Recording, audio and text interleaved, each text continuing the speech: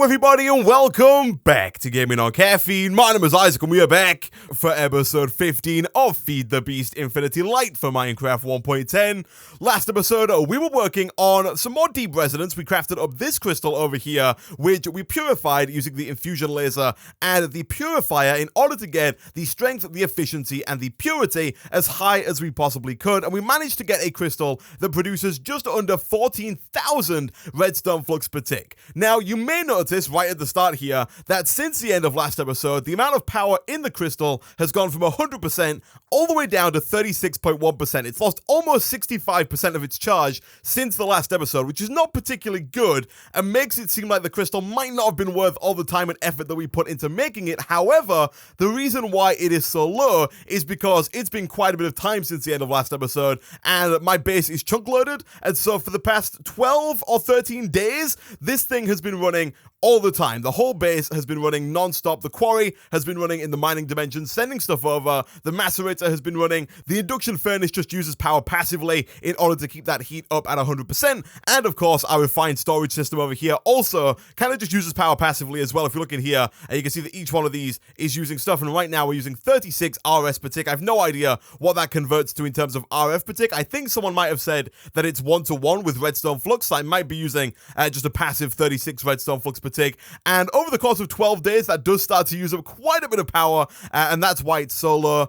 Hopefully going forward there aren't going to be such massive gaps between episodes and it shouldn't go down too much, but we are going to have to make another one of these fairly soon. But like I mentioned a second ago, the good news is because it's been such a long time, the quarry has had just time to go wild over in the mining dimension, and we managed to burn through the entire backlog of ores that we had in this chest. And so now if we come on over and look inside of our grid here, we can see that we have a ton of almost everything. We got 10,000 iron, 161 diamonds, 131 draconium dust, which we'll get to later on in today's episode. We are going to use some of this, 220 resonating ore, enough to make about 7 more of those crystals that we have downstairs, as well as a bunch of other stuff. So we've got loads of resources now, which is pretty cool. I'm not quite sure if the quarry in the mining dimension has actually finished or if the wind turbines have just broken again. We need to put new rotors in them. I haven't checked, but for the time being, I'm not too bothered either way. We have more than enough stuff to work with for the time being. And so the first thing that I want to work on in today's episode is setting up a pretty basic mob farm, because right now we don't actually have any kind of mob farm set up. If I want to get any kind of zombie brains, spider eyes, ender pearls, anything like that, I usually just head on over into the mining dimension, wait for it to turn dark, and then just go crazy. Let me get rid of this mother trucker real quick, and then usually just go crazy with my sword here and try and get as much stuff as I possibly can. But I would like to make that process a little bit easier by setting up a mob farm down here in this little dirt room that I've set up since the end of last episode. So the way we're going to do this is by using cursed earth from extra utilities. Now this is not something new. This was in older versions of Minecraft, but the way that you obtain that cursed earth has been changed in 1.10. It's actually, in my opinion, been made a lot easier, because before you had to set up the ritual, you had to get an altar, you had to wait till midnight, and you had to sacrifice an animal on top of an enchantment table in order to get the cursed earth. It has been made so much easier now. All you need, if we go ahead and type in cursed earth here into JEI, is to right click on a soil with a drop of evil. If you remember earlier in the series, we did get a drop of evil in order to craft up, was it the angel ring? I think we needed to get the angel ring, and in order to get a drop of evil, all you have to do is kill some wither skeletons over in the nether, and I think there's about a 2% chance that they'll drop a drop of evil. With the sword that we have luck 1 on here, which makes it a little more likely that we'll get the drop of evil, and between episodes I did go through to the nether and get another one of these. And so all we have to do now is simply right click with this on this dirt, and it should spread out rapidly to create a room full of cursed earth. Now I'm not going to do it just yet because the mobs that spawn are stronger, they are faster. It does also spawn wither skeletons and all kinds of stuff like that as well. So it spawns a ton of stuff that I don't really want just kind of wandering out into my base. And so before we actually put down the cursed earth, we're going to set up everything else, kind of blocking them in, and set up the grinder that's going to kill them. So in order to kill them, we are going to use the grinder from Draconic Evolution. We're going to use this one over here. Now that we've got a good amount of draconium ingots, it's actually fairly easy to make this guy. If we come back over to our crafting grid real quick, let's grab some of this draconium dust and let's throw it into our induction smelter. That's going to go ahead and smelt that up into those draconium ingots that we can then use to craft craft up all the stuff that we need for the grinder over here. And then other than the draconium ingots, all we need is 2 diamond swords. Pretty easy stuff. We are going to have to craft up a couple more sticks here, but that is no big deal whatsoever.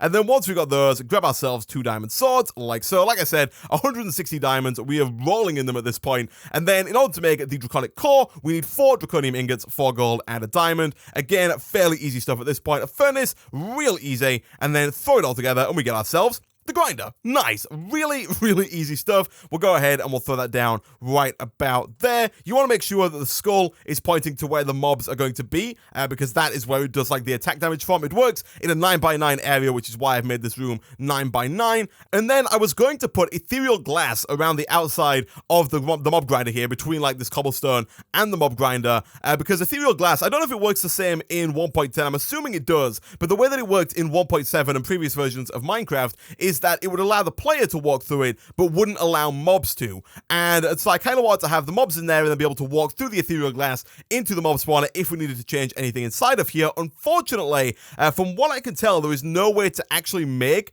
the ethereal glass. It does have a recipe, which is 8 glass and then 1 moonstone, but as far as I can tell, there is no way to obtain the moonstone. If I click on it, there's no recipe. Looking it up on Google, it seems like there's supposed to be some kind of moonstone ore that spawns in the world, and if you break that or smelt that, you get some moonstone. I have yet to be able to find any of that. I didn't find any of it in the world. If we go into the AE system right now, you can see that our quarry didn't find it whatsoever, so there's none in the mining dimension either. So I'm not quite sure what's up with that. I don't know if it's just not implemented yet in the current build of Extra Utilities 2, but that does mean that we can't make the ethereal glass, and so instead, I'm going to go ahead and make some dark glass, which is also from Extra Utilities 2, which is just normal glass, but it doesn't allow light to pass through it, which is going to make sure that the room full of cursed earth is always dark. There is no light getting in there whatsoever. And so to make dark glass, all we need is 2 thickened glass and then 1 ink sac. Thickened glass is made by smelting sandy glass, and sandy glass is made by crafting together 2 glass and 2 sand. I think we should be able to do that fairly easily. Yeah, we've got 79 sand and 78 glass. So let's go ahead and grab, I think 16 should be more than enough of that. And then if we smelt that in there, again, let's go ahead and just separate those out to make it go twice as fast. How many are we going to need? 3, 6, 7, 8. Yeah, that should be more than enough. And we should still have a couple of ink sacs left. Yeah, from earlier in the series when we were just killing far too many squids. And so now we can go ahead and we can craft up 8 of that dark glass. And if we just put it around the mob grinder like so, 1, 2, 3, 4, 5, 6, 7, and 8, that should go ahead and block out all light passing through into the area there. Also, don't break the dark glass with your hand because you do not get it back. I wonder actually if we can get the dark glass back if we use a pickaxe. Is that something that I can do? It is not. Okay, so in that case, what I'm going to do here, I'm going to go ahead, I'm going to break this. I'm then going to put a hole in the wall here. I'm going to try doing something like this. Can I reach through there? I think I can. So if I was... Actually, I'm going to put this down in the middle like that. Boom. That's going to go ahead and create a bunch of cursed earth. I'm going to block that in, and you can see already it's starting to spawn mobs. It looks pretty cool. It's got a nice little particle effect coming off of it there, but you can see already we got a witch, we got a zombie, we got what looks like another zombie in the background there with a skeleton over in the distance, and right now they're not going to die because the mob grinder is not connected up to power whatsoever, but once this thing is all hooked up and running with power, it should start killing all of the mobs that spawn within this area, and if we put a chest, I think, just behind that mob grinder there, it should start to automatically output all of those mob drops into that chest. So what we're going to do, we're going to go ahead and we'll throw down this chest right about there, but we're going to come back to the power in a second. You'll see why once we jump into the next part of today's episode, and that is some Ender IO. So far we've done a lot of Industrial Craft 2, we did a little bit of Mechanism as well, we haven't really touched on Ender IO whatsoever, and I want to change that in today's episode. I want to start looking into Ender IO and start making a couple of the machines from Ender IO, starting with the alloy smelter and the sag mill, because I kind of want to transition over into using some of the Ender IO conduits for transferring things like power, fluids, and items, because they're a lot easier to cover up than the Mechanism power cables and the Industrial Craft 2 power cables, both of which don't really work very well with covers, because you'll see right now we've got this horrible pipe that kind of just goes through the middle of the room up and connects to these guys over here. I would like to have that like in the floor, but I can't do that because directly below this floor is is the dense obsidian that's stopping the radiation from getting out. And so what I would like to be able to do is kind of conceal it inside of the spruce wood here, which is, as far as I know, not something that you can do with either the basic universal cables from Mechanism or with the insulated cables from Industrial Craft 2 either. You can't really hide any of those without giving them a full block's worth of space, whereas with the Ender IO stuff, you can in fact put multiple of the conduits inside of one block. So we could have one block containing a redstone signal, an energy conduit, a fluid conduit, an item conduit, and I guess a network conduit. I'm not quite sure what the network conduits are for, but we can have all of those all hidden inside of one block. So to get started with, like I said, we need to make ourselves an alloy smelter and a sag mill. So the alloy smelter, fairly easy stuff. We need 3 furnaces, which again shouldn't be too hard. We got 800 cobblestone right now, which is a little bit insane, but it's not too bad. So we need 3 furnaces, 1 machine chassis, which needs 4 iron bars, 4 iron ingots, and then 1 basic capacitor, which is made with some redstone, some copper, and some gold nuggets. I think we should have some gold nuggets lying around. I'm going to make 2 of those because we also need one of these machine chassis for the sag mill as well. So let's go ahead and craft up 2 of those, and then everything else should be pretty straightforward. A cauldron is just 7 iron. That gets us an alloy smelter, and then for the sag mill, it's just 3 flint, 1 piston, which I don't know if we have, but we can make very easily, and then another machine chassis, some more iron, and it is fairly easy stuff. So the alloy smelter and the sag mill are pretty much analogous to the induction furnace and the macerator. The sag mill works like a macerator or a pulverizer or a crusher from Mechanism, and then the alloy smelter works kind of like the induction furnace or any other kind of smelting machine in the game, but it also allows you to make any of the alloys from Ender IO as well. So I'm going to go ahead and start by putting these down here and here, and we do need to run power to both of these. Unfortunately, we can't make any of the, oh my goodness, I didn't realize that went all the way down there. We can't make any of the Ender IO conduits until we have the alloy smelter and the sag mill up and running, because if we go here and we look at, for example, the basic energy conduit, to make this, we need 6 conduit binder, which is made by smelting binder composite, which is some sand, gravel, and clay, and we also need to get some conductive iron, which is an alloy of redstone and iron made in the alloy smelter with 10,000 redstone flux. And so, what I'm going to have to do to start with here is, do we have any more of those basic universal cables? We do not. Okay, so what I'm going to do, guys, real quick, I'm going to go away, I'm going to craft up some more basic universal cables, just so that we can get both of these 2 online and ready to start producing alloys. And I'll get to the reason why I made the sag mill in a second, because we don't really need it to make the conduits, but we are going to use it for some automation processes going forward. But I'm going to go away, I'm going to make some more of those basic universal cables, and I'll be back in a second.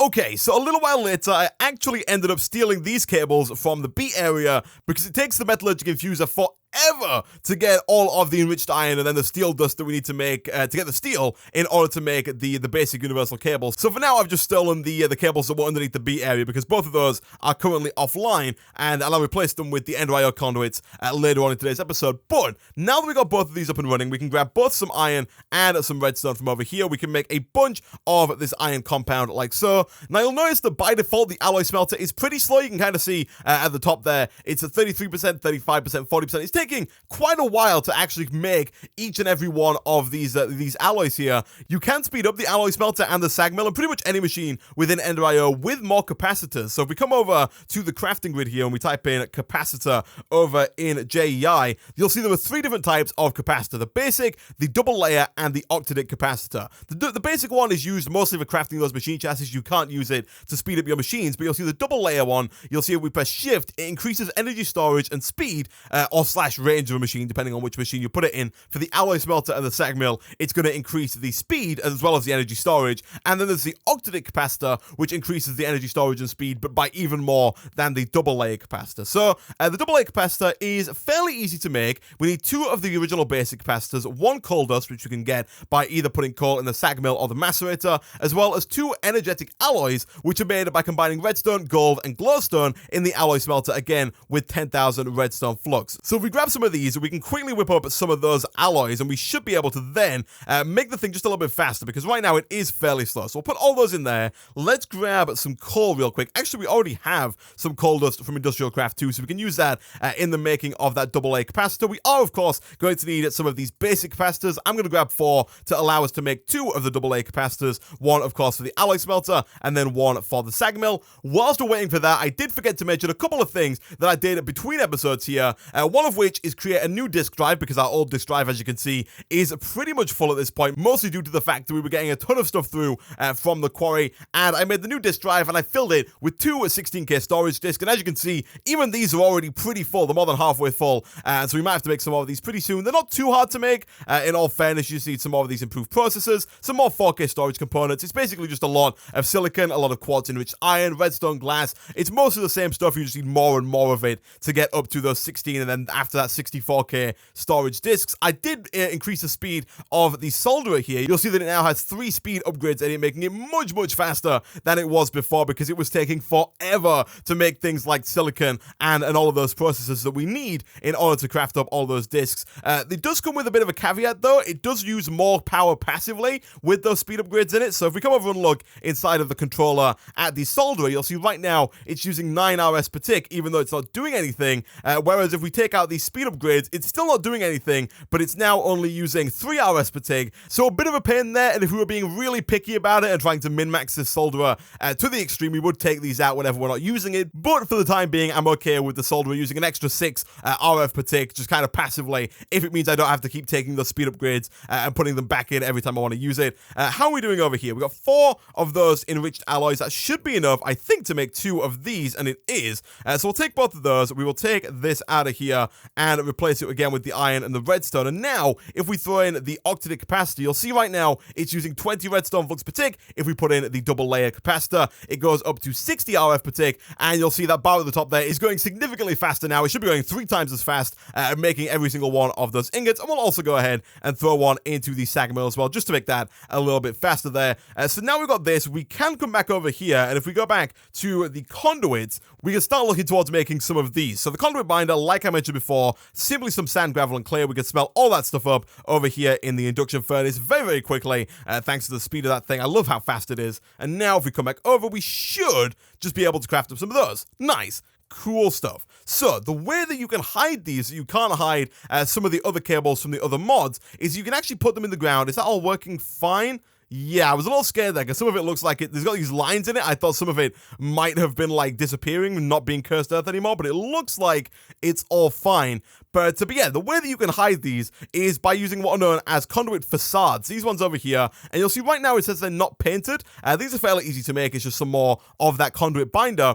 And you can paint them in Ender.io's painting machine to look like any other block. So if we come back over here and we type in painting, this thing over here is the painting machine. Again, really easy stuff. It's another machine chassis, which does mean that we need to make one more of those basic capacitors. It also does require another alloy here in the form of electrical steel, which is made from iron, coal dust, and silicon, all of which I think we should have. Coal dust we've already got because we had that a second ago, and silicon we also have as well. Let me go ahead and take some of those out, and we'll throw in the silicon and the coal dust there. Don't want to use too much silicon, but we'll wait for that to finish.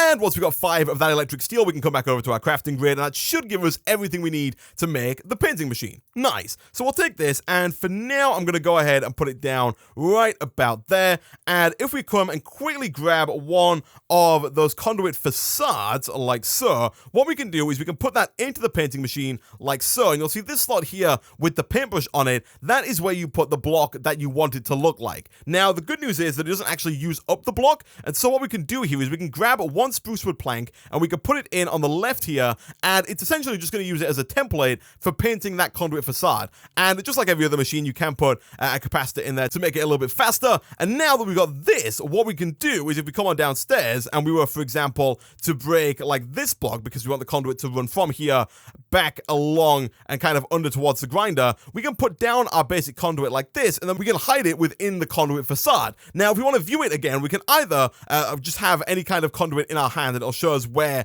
any of the conduits are, but also if we get a wrench, I think if we can use the Yeta wrench from Ender.io, if we have this in our hand, it will also show us where all the conduits are at any given time. And so what I'm going to do now, guys, I'm going to go away, I'm going to craft up a bunch more of these energy conduits so that we can run power towards our mob grinder, and I'm also going to craft up a bunch more of those conduit facades and paint them all looking like spruce wood in the painting machine there, and I'm going to run those conduits all the way over from the grinder round and connect it up to our crystal power down here in the basement, and I'll be back in a second. And not too long later, you can see the grinder is now up and running, killing all of the mobs. I was wrong about the way that the grinder dispenses the mob drops. It doesn't actually pick them up and put them out behind in any adjacent chest or anything like that. It actually just kills the mobs as if you were using a sword, and they will just drop their items on the floor where they are.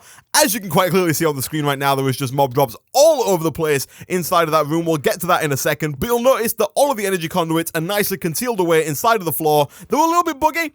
You can see they are there, and it's kind of outlining the edges of the black outline around where the conduit would be. And it does say at the top there that there is an advanced energy conduit in the floor here, but they're not quite showing up. I think it's something to do with the conduit facades. But if I was to break one, you could see there is one there connecting like the grinder around up and to our power source. Right now, it's connecting to this here. It doesn't look like it's connecting on the part of the energy conduit there, but it is connecting to this basic universal cable. Eventually, I'll probably get rid of some more of these and connect it up to the energy cube that's over here. I won't be getting rid of the basic universal cables entirely, mostly because they're the only cables that can transfer between RF and EU, so we're going to need them to continually run our Industrial Craft 2 machines. But for pretty much everything else that runs on Redstone Flux, we're probably going to move over and start using some of these enhanced energy cables instead. So now that we've got all that set up, the next thing that we need to work on now is picking up all this stuff, because it doesn't nicely go out into a chest behind the mob grinder, but it's not too big of a deal, because what we can do is we can set up a vacuum chest from Ender.io and then use that to suck up all of the items on the floor around the vacuum chest and then send them back and into the system. So for this, it's fairly easy. It's just some iron, a chest, and then the hard part, which is a pulsating crystal, which is made with 1 diamond and then 8 of these pulsating iron nuggets, which are made from some pulsating iron, which is made in the alloy smelter with an iron ingot and an ender pearl. Thankfully, we do have 1 ender pearl left from a previous episode, and there are also quite a few ender pearls left down on the floor in there that we could go grab if we didn't have any. But let's go ahead and throw 1 iron and 1 ender pearl in there. Shouldn't take too long, although I do think it takes more redstone flux than any of the alloys we've made so far. Oh no, it's still just 10,000. I thought it would require a little bit more there, but apparently it does not. That is fine. Let's bring that over, craft that into a nugget like so, and then very easily craft that nugget into one of these pulsating crystals, and then we can bring everything together to make ourselves the vacuum chest. Nice. Now, the vacuum chest sucks all the items that are near it into it. So if I put it down like right here and then just threw like some spruce wood on the floor, it's going to go ahead and pick that spruce wood up and store it inside of its internal buffer. You can increase the radius or decrease it. Right now, its maximum radius is 6, but I think that's 6 in every direction. So I think, if I'm not mistaken, it should be able to pick up everything in here, because I think it goes 6 out in each direction, effectively giving it a radius of 13 by 13, but I guess we're about to find out. The only problem is we need a way to send all those items back and get them into our system, and so I've decided that what I'm going to do is create another one of these Enderlink chests and simply link the vacuum chest to this very Enderlink chest, and what that's going to allow us to do is filter all of the mob drops that we want through this logistical sorter, round it into the system, and then we can always put all the ones we don't want on the exporter and have it go directly into the trash can. Apparently, right-clicking on the exporter crashed my game, so I'll be back in a second. Okay, so we're back. Let's not right-click on the exporter again, because apparently that causes some kind of crash, but let's go ahead and make ourselves another one of these Enderlink chests. They're fairly easy to make. We do have the blaze rods. I checked. I got some more obsidian. I think we should have the wool, but if we don't, we do. But if we didn't, we could have gone ahead and crafted together some string, and that would have got us the wool nonetheless. We do need to craft up an Eye of the Ender with some blaze powder and another ender pearl, but all fairly easy stuff. Nothing too crazy. And now, what we should be able to do, let me check something here real quick. Can the vacuum chest auto output?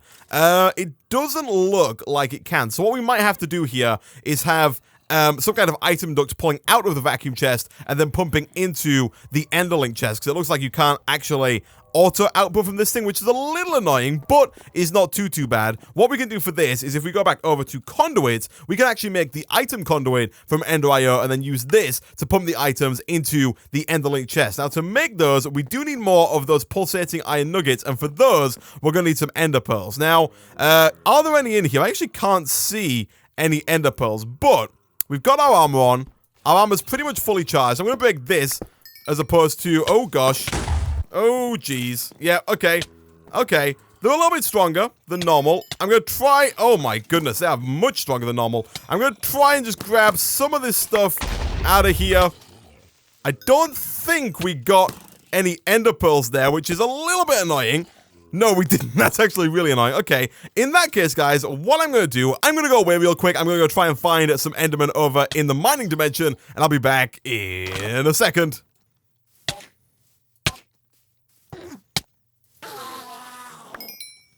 And a quick trip to the mining dimension later got us an ender pearl, which gets us the pulsating iron, which we can then craft up again into the pulsating nuggets, which, if we make some more of this binder composite, we can very easily turn into those item conduits. Like so. Nice. So, we'll take that, and we will pick up our vacuum chest here, and we'll see if we can get in here. And now all the endermen spawn. Look at this. This is ridiculous. So, now all of those have spawned. Let's see if I can set this up without dying. So, if we put down the vacuum chest in the middle like that, it should pick up pretty much everything, and it does. And then now, if we do something like this, and then put the chest on top, what we should be able to do is right-click here, set that mode to extract. We want to set it to active without a redstone signal, and then that should hopefully start to pull all that stuff out if I don't die first. Hopefully start to pull all that stuff out. It says extract. We don't really want round robin. I don't think that matters whatsoever.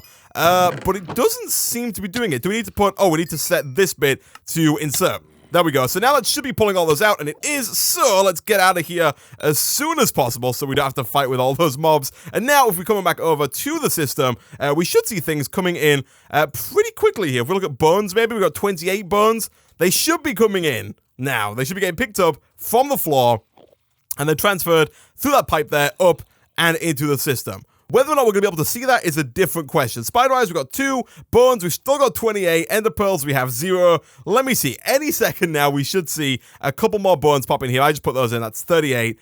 Hopefully, or 33, we should see like 1 or 2 more, just so that I know it's working. Actually, no, they'll probably be backed up in here. Yeah, okay, so what I'm going to have to do is, between episodes, I will take all of these one by one and add them as new filters to this over here. New filter, bone, save. Somebody joined, and the server is having some issues. But with that, guys, I'm going to end the episode of Feed the Beast Infinity Light for Minecraft 1.10 there. As always, if you did enjoy the video, be sure to hit like. It really does help out a lot. Next time, we're going to come back. I'm going to start working on a tree farm that I've kind of started working on already. But we're going to start working on that next episode, as well as setting up some auto crafting, both normal crafting and with machines from refined storage next episode as well. So that should be pretty interesting. But yeah, thank you for watching, and I'll see you guys next time.